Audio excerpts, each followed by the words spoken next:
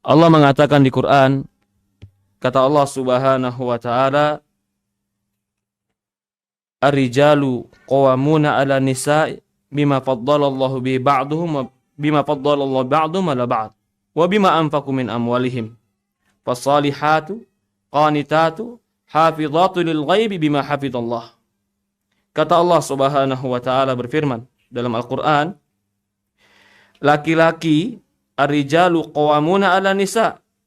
Laki-laki itu qawam. Qawam itu pemimpin, pembimbing yang meluruskan 'ala nisa terhadap wanita. Wa bima faddala ba'dhum 'ala ba'd. Karena Allah telah mengutamakan sebagian mereka dari sebagian yang lain. Wa bima anfaqu min amwalihim. Karena Allah Subhanahu wa taala karena mereka telah menginfakkan harta-harta mereka. Lalu kata Allah, as-salihat, perempuan yang soleha itu, qanitat, yang tunduk dan patuh, hafidhatul lil ghaib, dia jaga dirinya ketika suaminya ghaib, bima hafidhallah, dengan apa-apa yang Allah suruh mereka untuk menjaga diri mereka. Di dalam ayat ini, Allah Subhanahu wa taala menyebutkan bahwasannya di antara fitrah wanita adalah wanita itu dipimpin. Maka itu Rasulullah mengatakan, la yuflihu qaum walam, tidak akan beruntung satu kaum yang perempuan mereka menjadi pemimpin. Siapa yang membagi kepemimpinan ini? Laki-laki jadi pemimpin, perempuan yang dipimpin. Siapa yang bagi? Allah. Kalau Allah yang bagi, itu sesuai fitrahkah atau itu pembagian yang salah? Sesuai fitrah. Lalu kalau ada perempuan yang ternyata ingin menjadi pemimpin, laki-lakinya malah dia pimpin. Wahai wanita, jangan keluar dari fitrahmu. Kadang-kadang nih perempuan, enggak Ustaz, saya tahu laki-laki pemimpin, tapi suami saya kurang greget Ustaz, saya lebih greget daripada suami. Jangan. Laki-laki itu tugas dari Allah, dia jadi pemimpin. Jangan kita memimpin dia. Perhatikan ini. Kalau kau berusaha memimpin dia, berarti kau telah keluar dari tugas Allah. Kalau kau keluar dari tugas Allah dan keluar dari fitrah yang Allah takdirkan untukmu, berarti akan ada sesuatu yang khalal, sesuatu yang salah. Betul? Betapa banyak perempuan yang akhirnya tidak mendapatkan laki-laki karena dia mempunyai sebuah fitrah yang keluar dari jiwa sebenarnya. Dia nggak mau dipimpin. Siap nikah? Siap. Siap dipimpin? Enggak. Ya subhanallah, siap nikah tapi nggak siap dipimpin. Apa ini? Ya kan emansipasi Ustadz. Jangan sebut emansipasi. Itu tidak adil. Kita sudah sebutkan tadi, Quran, agama Islam memuliakan wanita. Tapi memuliakan pada posisinya. Artinya apa? Ada yang dipimpin, ada yang memimpin. Ada bagi tugas yang maju ke depan, ada yang di belakang, ada yang keluar, ada yang di rumah, ada yang keras, ada yang lembut, ada yang kuat, ada yang lemah. Itu semua adalah jodoh. Kalau sama-sama kuat, sama-sama di luar, sama-sama keras, sama-sama di atas, gak bisa. Gak bisa begitu dalam hidup. Yang membagi, Allah mengatakan ar-rijalu qawwamuna 'alan nisa. Laki-laki itu qawwam. Kalau kita lihat ke dalam terjemahan, pemimpin. Qawwam itu bukan hanya pemimpin. Qawwam itu yang meluruskan. Itu qawwam. Berarti dia yang memimpin, yang membimbing, yang menjaga. Kalau kau tahu kau akan dipimpin oleh seorang laki-laki, maka jangan cari laki-laki yang gak bisa mimpin.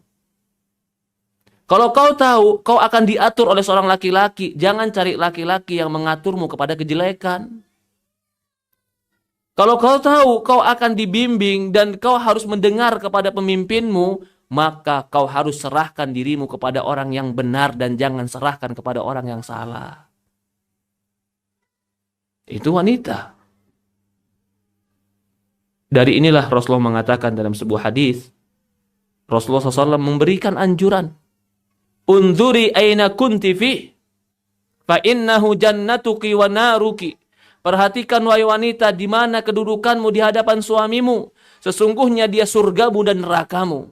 Kenapa dikaitkan surga dan neraka ketika berkaitan dengan suami? Karena Allah telah membagi suami menjadi pemimpin. Agar kepemimpinan ini sempurna, maka yang dipimpin harus taat. Ketaatanmu kepada suamimu itu bukan hanya karena kau manusia wanita dan dia laki-laki. Bukan. Ketaatanmu kepada suamimu karena Allah akan memberikan surga kepadamu.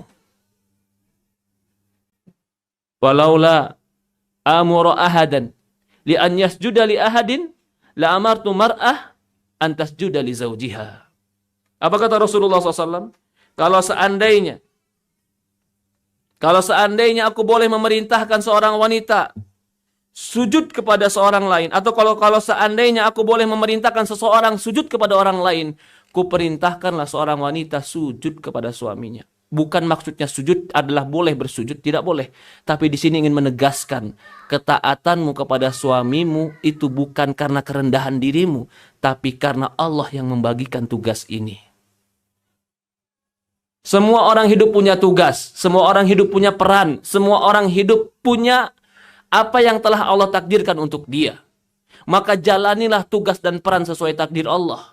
Ketika kau ingin menjalani sesuatu peran yang bukan Allah takdirkan untukmu, kau tidak akan bisa melakukan peran itu karena engkau tidak disetting dan didesain untuk peran itu.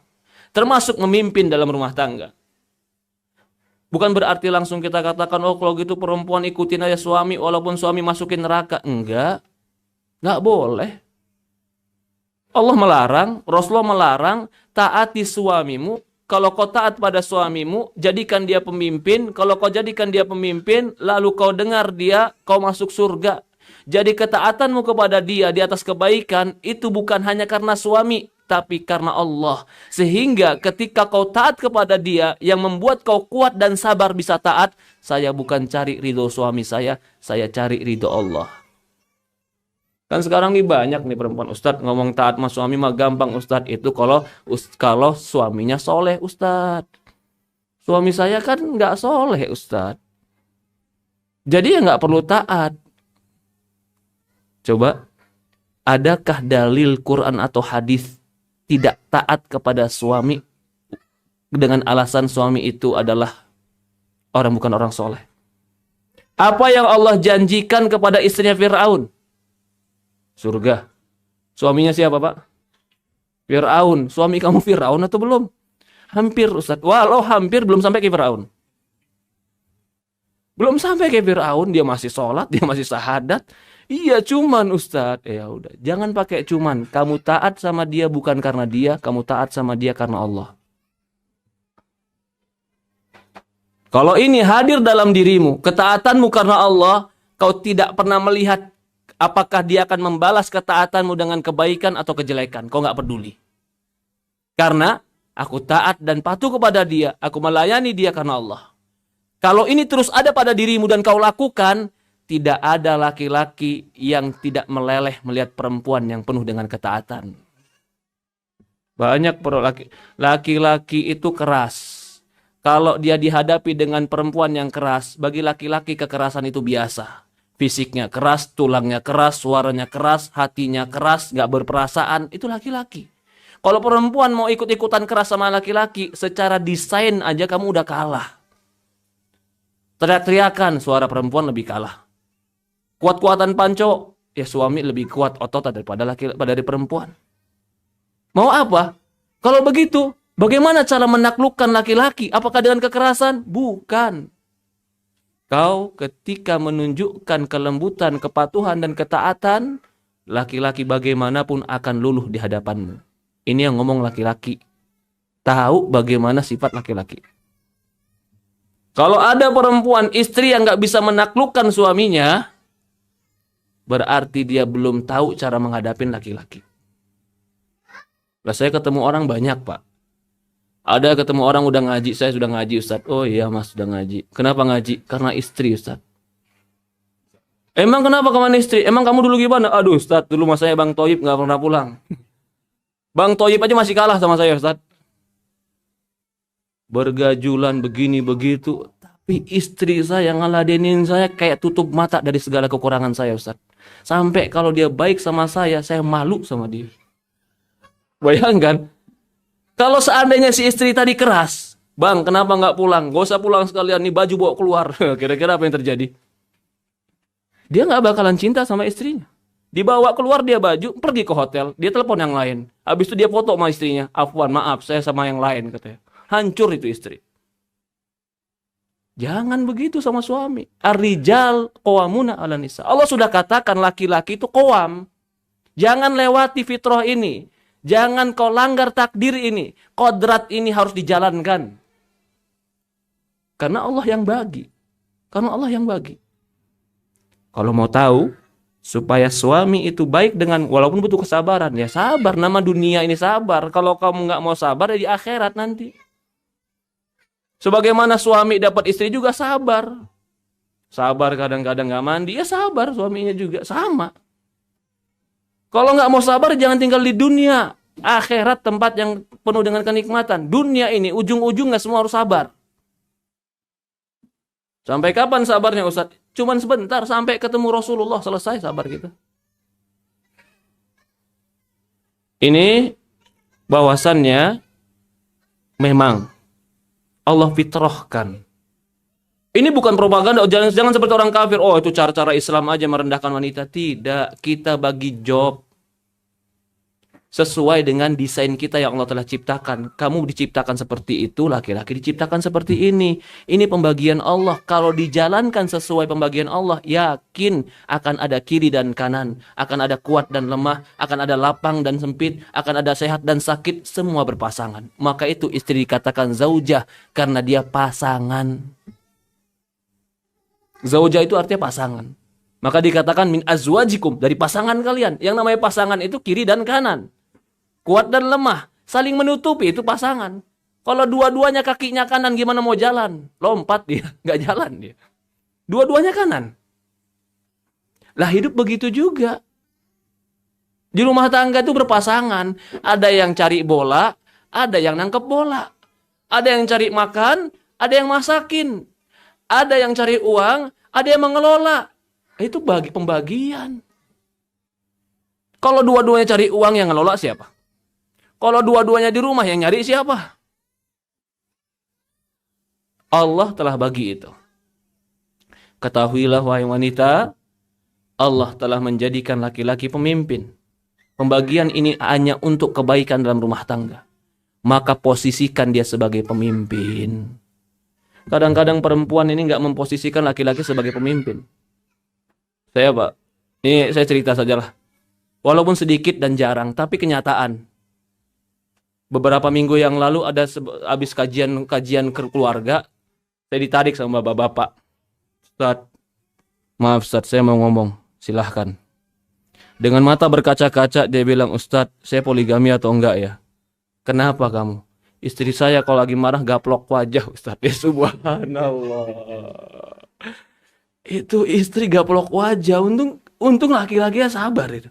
Kamu pernah pukul dia? Enggak Ustaz. Saya nggak pernah pukul dia. Saya tahan tangannya. Karena saya tahu nggak boleh mukul. Tapi ini perempuan semakin nggak dipukul, semakin merajalela, makin teriak, semakin malah mencaci suami. Ya Allah, untung dia dapat suami udah ngaji. Coba dapat suami belum ngaji, ya subhanallah. Apa yang terjadi bagi perempuan kayak begitu? Hah? Ya subhanallah, rontok gigi bisa-bisa depan laki-laki. Nggak boleh kayak begitu wanita. Mungkin orang awam Ustaz, dia udah pakai cadar. Mungkin baru ngaji Ustaz, dia tinggal di dekat komunitas hampir 10 tahun. Tapi tabiat jeleknya belum dirubah karena dia merasa bahwasannya aku adalah pemimpin dan suamiku lemah. Buang kesombonganmu, buang keangkuhanmu, buang kecongkakanmu, kamu adalah di depan suamimu adalah wanita.